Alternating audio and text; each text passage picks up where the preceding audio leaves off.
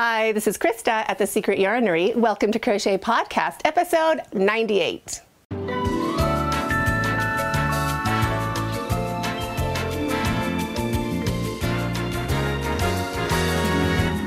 Thanks for inviting me over. If you are new to this channel, my name is Krista and that is my Secret Yarnery. If you are coming back to the channel, it's moved. We have moved. I have moved. The whole family has moved. We're in a new house and this is the new Secret Yarnery. So today I'm going to give you a little tour of how I've set it up and what I still want to kind of fix or change and how I've organized it. So starting out, finished objects, nada, zero, nothing, zilch. I have not finished a thing. I barely crocheted in the last 2 months. I know, right? It was a lot. Moving was a lot. It was a lot. So I haven't crocheted much, but I did start a little project a couple weeks ago, and I'll show you the inspiration for it. As I was unpacking all of my belongings that I've owned and brought over to Kenya, this is a baby blanket I bought at a thrift shop. I think it was like $1 or something. It is different wool. So this is wool here, and I think it kind of felted in the washing machine or in the dryer, and it shrunk more than the center by quite a bit. So I think that's why it got donated to a thrift shop. But I thought that's just so much work to be tossed out. There's also 2 different colors of yarn in the center here. Can you see that change? One's kind of oatmeal-y and one's kind of beigey. If I turn off my light for a sec. Can you see it kind of by my ear level? So the top is a different yarn than the bottom, and this little bit here has got all matted and felted. But I like the stitch. I thought it's cute, so I've kept it with me. Light back on, please.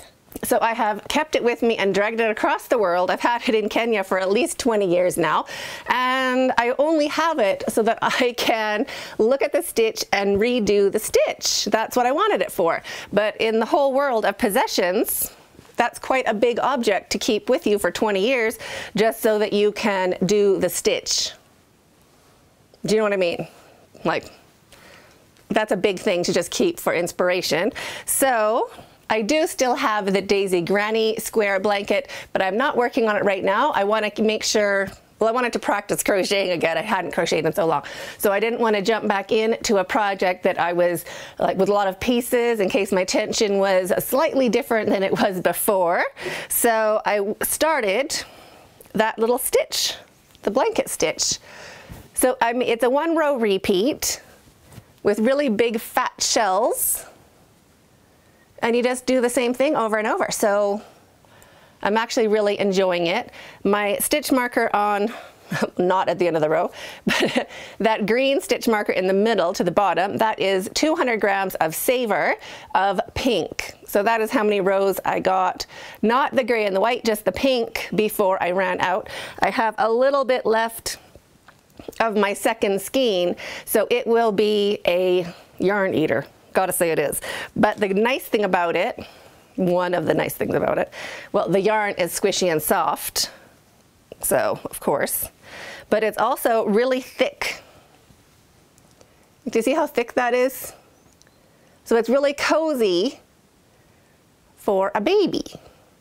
So I'm working on that. That is my Get My Crojo Back project. 1-row repeat. Super easy to do. Count to 7, count to 7, count to 7, count to 7. I can manage it. That's within my skill set. So I'm enjoying working on this when I'm watching TV or, you know, wake up in the middle of the night. Although I haven't been crocheting on that much either. So what would you call this stitch? I want it to go with the Drunken Granny series because it is a super simple 1-row repeat, which all of my Drunken Granny stitches are. The sober, the dirty, the tipsy, the Palm Springs, all of my granny stitches. What else is there? Pin curl. I'm gonna do a playlist. I'll link a playlist up in the cards. Though that is a series of all of my super simple 1-row repeat baby blanket stitches. And I'd like a name to go along with this one. I don't know what we could call it that would go along with the Drunken Granny series. I really, really like it. So I don't know what to call it. So if you have any ideas, let me know in the comments down below. So that is it for whips. So a couple other things I found when I was unpacking all of my belongings. Let me reach for it actually. Were my grandmother's old crochet hooks.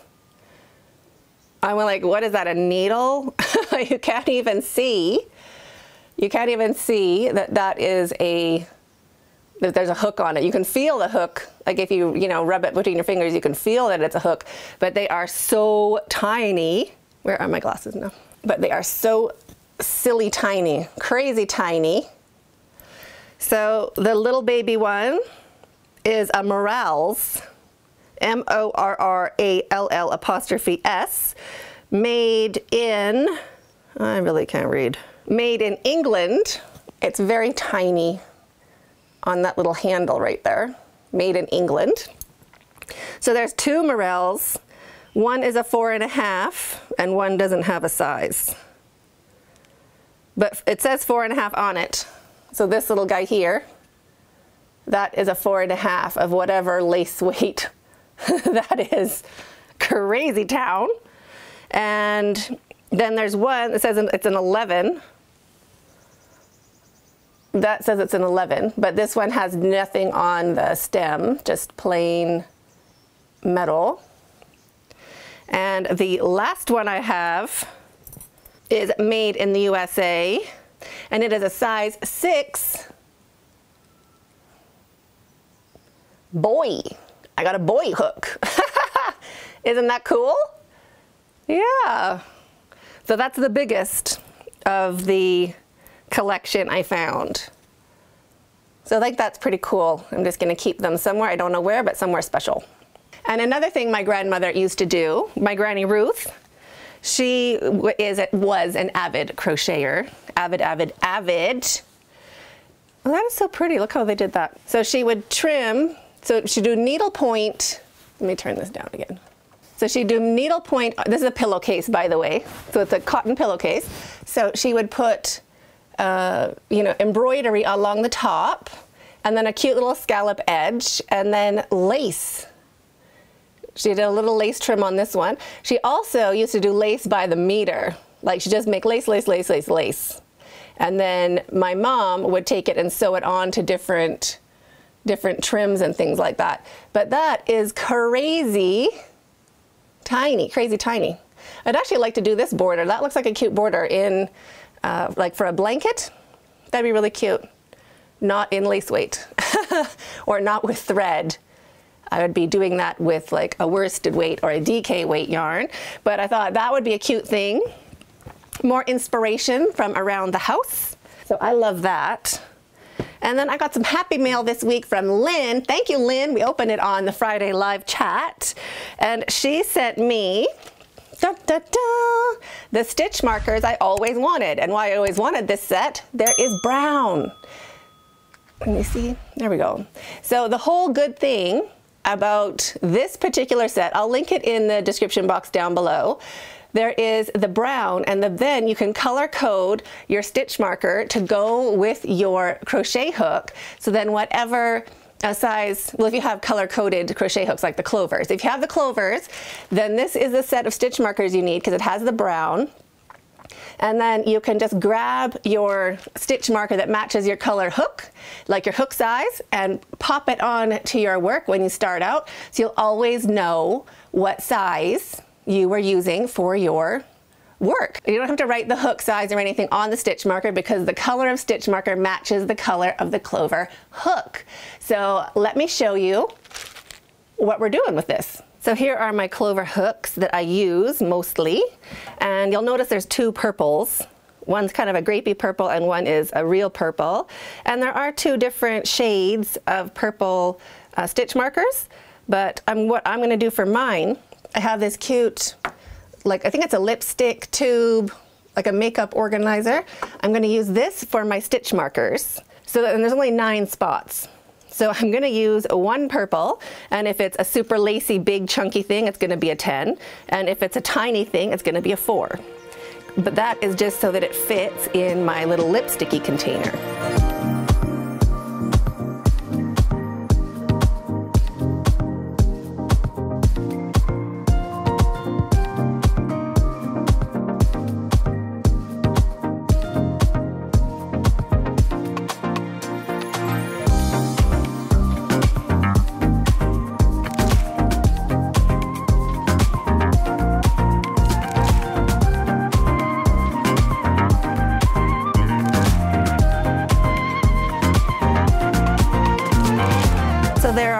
stitch markers that match my hooks. And now I can just have them sitting out and I can grab whatever color matches my clover hook to know what size hook I used with my whip. Cool, right? So I'm excited about that. Get to try it out, get to start some whips and grab that right color stitch marker to match the clover hooks. So I'll link all that down below if you want to get yourself a set. So now I'm going to take you around the yarnery. So here is the yarnery. I have my yarn that I use a lot, my acrylics, my Saver. So top shelf is Saver, next shelf is Favorite, and this third shelf down, that is Super Baby and Softly Baby, all mixed up in there. And then this fourth row here, or second from the bottom, that is all Saver, my extra, my surplus, in the colors I could use, same as down here. Miscellaneous, have to go through that still. There are unfinished objects behind that side. And I forget what's on this, probably something I have to organize still. Oh, more yarn, different kinds of yarn, and also some yarn I need to cake up. So that is for a caking party. I have my puzzle table here. So this is a swivel. I just put a really big swivel underneath. I can show you. There's a big, like, Lazy Susan underneath. And then this is MDF with a wood, a beaded edge in wood. I think it's pine along the edge, stained to match. So the puzzle pieces don't go over the edge.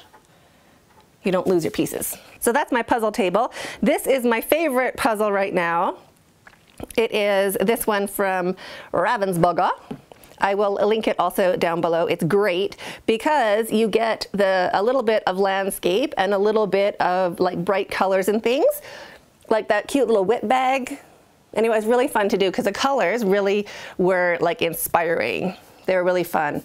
So this one, recommend. It's a good one. On this side, I have my cactus. So cute. And my old crochet hooks, how I started. Those are my starter crochet hooks. Yeah, they're cute.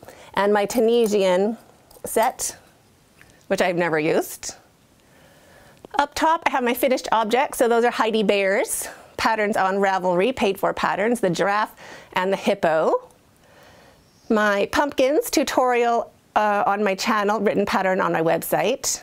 Sunburst granny squares made into a pillow. That's all a tutorial also. Another Heidi Bear's, that is a turtle, and he's good. I like that one. Another pumpkin, a pillow to match my C2C gingham baby blanket, or a twin size blanket actually. If I had a Westphalia, that would be my that would be my cushion. That's my camper cushion. Another cushion, tulip stitch cushion. More pumpkins. Another sunburst granny pillow. Another tulip stitch granny pillow. A big flower pillow that's great but really old. An owl from back in the day. Big ball of stuff. And there is Sadai, my big lion. Hi, lion. How are you?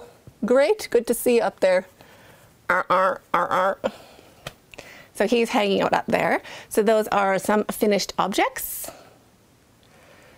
Yoga ball cover, that's the small size, and that is large. That is pattern and tutorial on my channel and website. And this is my new finished object wall. Finished objects. It used to be kind of tucked behind, we couldn't really see it. Now we can totally see it. And it is nicely arranged by color. How cool. So I thought maybe one day we can go through like box by box. I can take out one box or something and show you those blankets during podcasts. If you are interested in that, let me know in the comments down below. And then down, it's kind of like there's a rainbow one, grays, tans, polka dot blankets over there, and then pinks and a brownie kind of reds. So those are my finished objects. This side, this used to be my top shelf or my top shelves, but now it's a little rainbow wall on this side here. It is my nice fancy yarns, like anything that is like my eyelash dazzles. There's also some silks. There's cashmere. Where's my cashmere? I'm gonna find it, should be here somewhere. Where is it? Oh, here. This is my cashmere. Hello. It is, right? Yeah, love it. So that sits there. I have to still pull them all out and get them organized, but I haven't got that far. My ribbons sit here. That is one of my mushroom door stoppers. It's just a can that I turned into a mushroom. So if you'd like a tutorial on that, let me know. And I'm hiding my Wi-Fi behind here. There's my Wi-Fi. Magic is believing in yourself. This was my grandpa's. Little brass, it could get polished. Oh, that is my little work area. Let's see who's calling. And here is my little resting area, my planning area.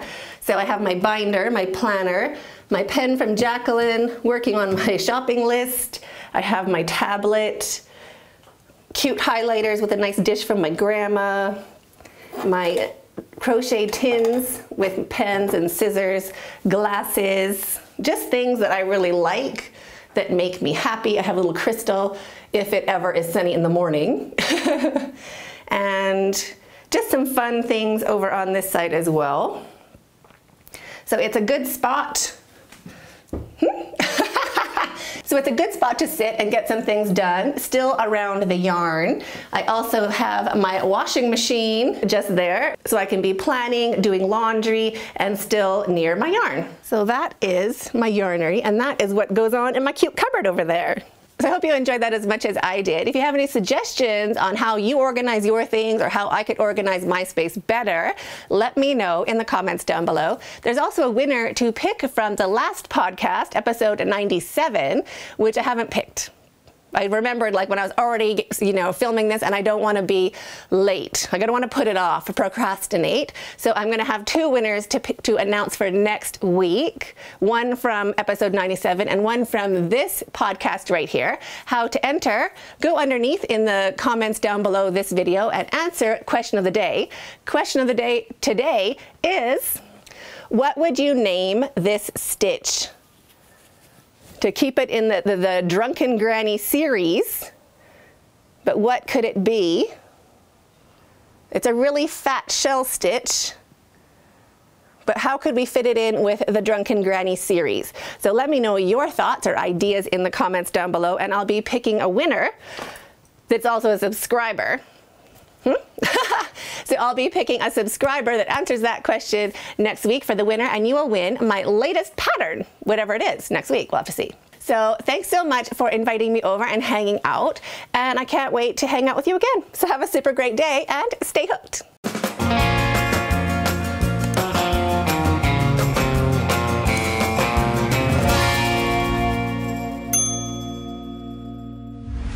They say it's like riding a bike. It's not like riding a bike. What? I haven't done a video in 2 months. Can you imagine? I'm like, what? Okay, it's been more than 2 months. What? Crazy town. Well, 2 months and a few days. Crazy. Anyway, getting back. Not doing a tutorial yet. Still have to unbury my desk. But at least I got this pretty much okay. Okay enough to show you anyway. Well, now I gotta go. We're gonna go watch that Jurassic Park movie. Ooh, so excited.